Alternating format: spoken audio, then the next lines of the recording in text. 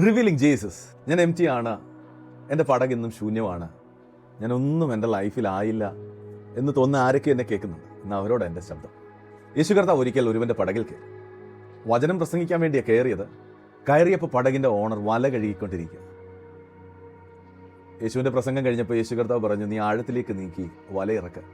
ഇത് പറയുമ്പോൾ ആ പത്രോസ് എന്ന് പറഞ്ഞ മനുഷ്യൻ ദയനീയമായിട്ട് കർത്താവിനോട് പറയുന്നൊരു കാര്യമുണ്ട്, നാഥ രാത്രി മുഴുവൻ അധ്വാനിച്ചിട്ട് ഒന്നും കിട്ടിയില്ല, I couldn't even get anything. പക്ഷേ ഈ പറയുന്ന വാക്കിന് യേശു കർത്താവ് പറയാം, നീ ഇപ്പോൾ വലയിറക്കുക.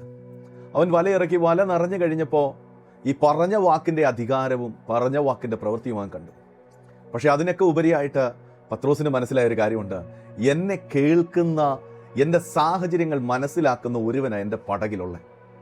ഇന്ന് എന്നെ കേൾക്കുന്ന ആരോടൊക്കെയോ പരിശുദ്ധാത്മാവ് ഇടപെടാൻ പറയുന്നു. നിന്നെ കേൾക്കുന്ന, നിന്റെ സാഹചര്യങ്ങൾ മനസ്സിലാക്കുന്ന, നിന്റെ അവസ്ഥകൾ കാണുന്ന, ആ അവസ്ഥകൾക്കകത്ത് നിന്നോട് സംസാരിക്കുന്ന ഒരുവൻ നിന്റെ കൂടെ ഉള്ളത് കൊണ്ട് ഇന്ന് ഭാരപ്പെടേണ്ട, ഭയപ്പെടേണ്ട. ആമേൻ. നിന്റെ തോൽവികളെ ജയമാക്കുന്ന ഒരു കർത്താവ് കൂടെയുണ്ട്. പത്രോസ് അപ്പോസ്തലൻ വലയിറക്കി. ആ വല നിറഞ്ഞു കഴിഞ്ഞപ്പോൾ തനിക്ക് അടുത്തൊരു ബോധ്യം ഉണ്ടാകുക, കർത്താവേ, ഞാൻ പാപിയായ ഒരു മനുഷ്യനാ, എന്നെ വിട്ടു പോകണേ.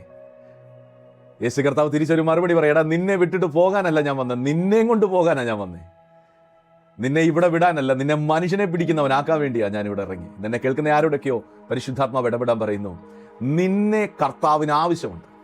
അതുകൊണ്ട് നീ പാപിയാണ്, കുറഞ്ഞവനാണ്, കൊള്ളത്തില്ല, എന്നെ കൊണ്ട് ഒന്നിനും പറ്റത്തില്ലെന്ന് പറയുന്ന എല്ലാ ഡിസ്കറേജ്മെൻറ്റുകളെ മാറ്റിയിട്ട് എന്നെ കർത്താവിന് ആവശ്യമുള്ളത് കൊണ്ട് I am going behind of Jesus എന്ന് പറയുന്ന റെവലേഷനിലേക്ക് ഒരു തലമുറ എഴുന്നേൽക്കട്ടെ. Blessed in Jesus name, amen.